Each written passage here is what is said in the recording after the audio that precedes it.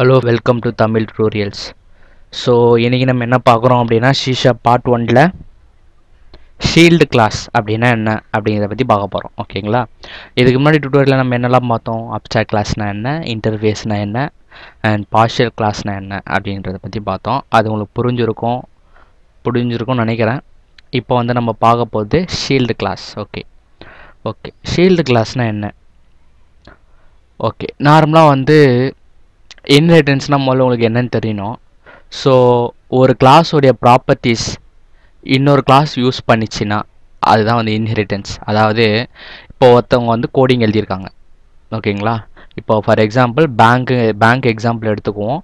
So பேங்க்கை base பண்ணி ஒரு applications ஒரு கோடிங் எழுதியிருக்காங்க. இந்த பேங்க்குன்ற ஒரு கிளாஸில் என்னென்ன மெத்தட்லாம் வரும்? ஃபார் எக்ஸாம்பிள் டிரான்சாக்ஷன் வரும்.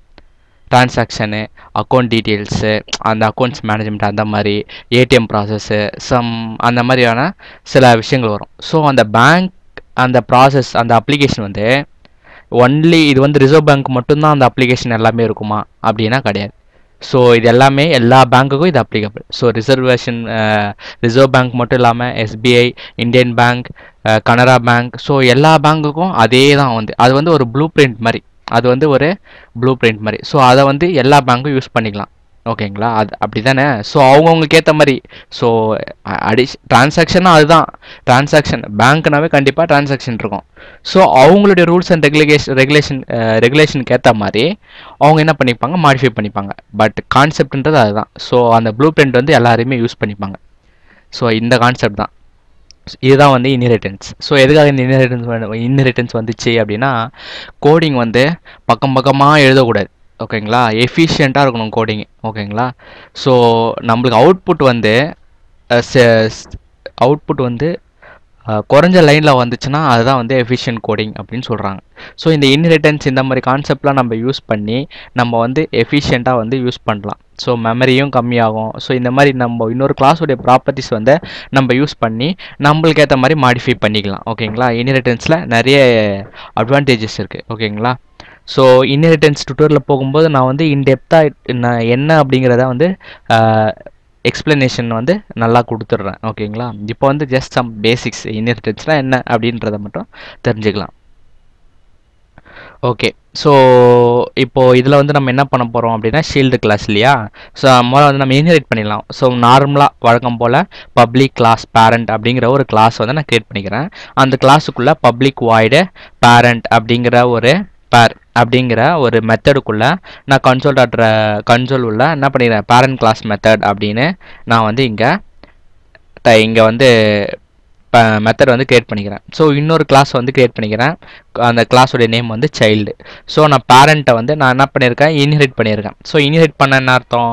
ஸோ இந்த பேரண்ட்டோடைய ப்ராப்பர்ட்டிஸ் எல்லாத்தையுமே வந்து சைல்டு வந்து யூஸ் பண்ணிக்கலாம். ஸோ அப்போ இந்த பேரண்ட்டில் ஏதாவது வேரியபிளோ இல்லை ஏதாவது ஒரு மெத்தடோ அதெல்லாம் இருந்துச்சுன்னா நம்ம அதை வந்து யூஸ் பண்ணிக்கலாம். ஸோ நம்ம அதுக்குன்னு கோடிங் எழுத தேவையில்ல.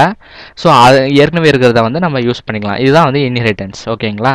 ஸோ நம்ம என்ன பண்ணுறோம்? நம்ம சைல்டு கிளாஸில் ஒரு மெயின் மெத்தட் க்ரியேட் பண்ணி அந்த மெயின் மெத்தடில் சைல்டு கிளாஸுக்கு ஒரு ஆப்ஜெக்ட் க்ரியேட் பண்ணுறேன். ஸோ ஆப்ஜெக்ட் டாட் பார்.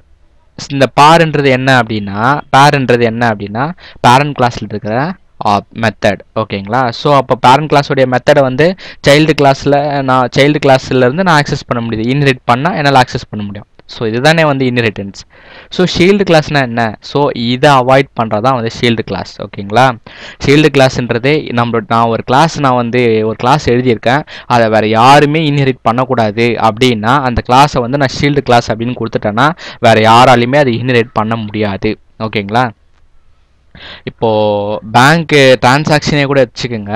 ஸோ இந்த அக்கௌண்ட் டீட்டெயில்ஸ் அந்த மாதிரி சில கான்ஃபிடென்ஷியல் பேஸ் பண்ண இன்ஃபர்மேஷன் எல்லாமே வந்து ஷீல்டு கிளாஸில் தான் போடுவாங்க. ஸோ கம்பெனி லெவலில் ப்ராஜெக்ட்ஸ் எது வந்தாலும் சரி, இல்லை ஒரு கம்பெனி லெவல் ப்ராஜெக்ட்ஸில் எக்ஸாம்பிளாக எடுத்துக்கிட்டால் கூட ஸோ சில கிளாஸை வந்து இன்ஹெரிட் பண்ணாத மாதிரி தான் வந்து இன்ஹெரிட் பண்ணக்கூடாது, அந்த கிளாஸ் வந்து ரொம்ப கான்ஃபிடென்ஷியல் அப்படின்னா அதை வந்து ஷீல்டு கிளாஸில் தான் போடுவாங்க. ஓகேங்களா? ஷீல்டு கிளாஸ் வந்து பேஸ் கிளாஸாக தான் இருக்கணும். ஓகேங்களா?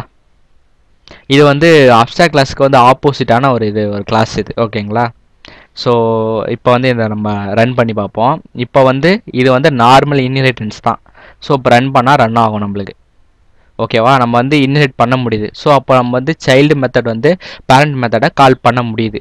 ஸோ இப்போ நம்ம என்ன பண்ண போகிறோம் அப்படின்னா, இதை வந்து நான் என்ன பண்ண போகிறேன், ஷீல்டு கிளாஸாக மாற்ற போகிறேன். ஷீல்டு கிளாஸாக மாற்றதுக்கு என்ன பண்ணோம், அந்த கிளாஸுக்கு முன்னாடி ஷீல்டு அப்படிங்கிற இந்த கீவேர்டை நம்ம போட்டுட்டோம்னா அந்த கிளாஸ் வந்து என்ன ஆகிடும், ஷீல்டு கிளாஸாக மாறிடும். ஷீல்டுனா என்னது, ப்ரொடெக்ஷன். ஸோ கவரிங் அப்படி ப்ரொடெக்ஷன் மாதிரி. ஸோ வேறு யாரும் வந்து இதை வந்து யூஸ் பண்ணவே முடியாது. ஸோ இப்போ நான் இந்த மாதிரி இந்த கிளாஸுக்கு வந்து நான் இப்படி போட்டுட்டேன், ஷீல்டுன்னு போட்டுட்டேன். இப்போ சைல்டுக்கு நான் இன்ஹெரிட்டும் பண்ணியிருக்கேன். ஸோ என்னால் ஆக்சஸ் பண்ண முடியுமா, பண்ண முடியுமா? நார்மல் இன்ஹெரிட்டன்ஸ்னால் பண்ண முடியும். பட் நான் ஷீல்டு கிளாஸ்னு போட்டிருக்கேன். நார்மல் கிளாஸ்னால் பண்ண முடியும். இது வந்து ஷீல்டு கிளாஸ். ஸோ என்னால் பண்ண முடியுமா, பண்ண முடியாது. ஸோ நான் இப்போ ரன் பண்ணால் எனக்கு என்ன வரணும், எரர் வந்துச்சுன்னா இது வந்து ஷீல்டு கிளாஸ் வந்து அந்த கிளாஸ் வந்து ப்ரொடெக்ட் பண்ணுது. ஸோ எரர் தான் வருது. ஸோ என்ன சொல்லுதீங்க, sealed class that child so cannot derive from the sealed type sealed class parent. So sealed டைப்பில் இருக்கிற ஒரு கிளாஸை வந்து நம்மளால் என்ன பண்ண முடியாது, டெரைவ் பண்ண முடியாது அப்படின்னு நம்மளுக்கு காட்டுது, எரர் காட்டுது. ஸோ உங்களுக்கு வந்து ஷீல்டு கிளாஸ்னால் என்ன அப்படிங்கிறது புரிஞ்சிருக்கும்னு நினைக்கிறேன். நீங்கள் more videos visit on www.groupstudy.n.nu. So அதில் வந்து ஃபேஸ்புக் லைக் இருக்கும், அது கண்டிப்பாக லைக் கொடுங்க. ஓகேங்களா? ஷேர் பண்ணிக்கோங்க, ஃப்ரெண்டோட ஷேர் பண்ணிக்கோங்க. இந்த வீடியோஸ் வந்து உங்களுக்கு வந்து ரொம்ப யூஸ்ஃபுல்லாக இருக்குது அப்படின்னா ஷேர் பண்ணிக்கோங்க. ஓகேங்களா? தேங்க்யூ ஃப்ரெண்ட்ஸ், தேங்க்யூ ஃபார் வாட்சிங். நெக்ஸ்ட் டுட்டோரியலில் வந்து நம்ம ஃபர்தராக ஸ்டாட்டிக்னா என்ன, கன்ஸ்ட்ரக்டர்னா என்ன, கன்ஸ்ட்ரக்டர் ஓவர்லோடிங்னா என்ன, இது வந்து C# பார்ட் 1 வீடியோ தான். ஸோ இந்த பார்ட் 1லே இவ்வளோ டைப்ஸ் இருக்குது. ஸோ ஜஸ்ட் ஒரு ½ அன் ஹவர் ஸ்பெண்ட் பண்ணிங்க இந்த வீடியோஸ் பார்த்தீங்கன்னா உங்களுக்கு வந்து எல்லா கான்செப்டும் வந்து அண்டர்ஸ்டாண்ட் ஆகிடும். ஓகேங்களா? அதுக்கப்புறம் ஃபர்தராக நீங்கள் பெரிய பெரிய கோடிங்ஸ் எடுத்து பார்க்கும்போது உங்களுக்கு வந்து ஈஸியாக கான்செப்ட் வந்து உங்களுக்கு புரிஞ்சிடும். ஓகேங்களா? ஸோ இன்டர்வியூக்கு போகிறீங்க அப்படின்னா இந்த மாதிரி கான்செப்ட்லாம் தெரிஞ்சு வச்சுக்கிட்டா யூஸ்ஃபுல்லாக இருக்கும். என்னை பொறுத்த வரைக்கும் so Java it's similar to .NET தான். ஸோ C# வந்து ஜாவாவோட சிமிலர் மாதிரி தான். ஸோ அதே மாதிரி கிளாஸு, ஸோ அந்த மாதிரி சிமிலராக தான் இருக்கும். இன்டர்ஃபேஸு, இன்ஹெரிட்டன்ஸு, எல்லா கான்செப்ட், அப்ஸ்ட்ராக்ட் கிளாஸ் எல்லாமே வந்து ஜாவாவில் வர அப்படியே அதே கான்செப்ட் தான். ஸோ உங்களுக்கு கண்டிப்பாக யூஸ்ஃபுல்லாக இருக்கும்னு நினைக்கிறேன். ஓகேங்களா? Thank you friends,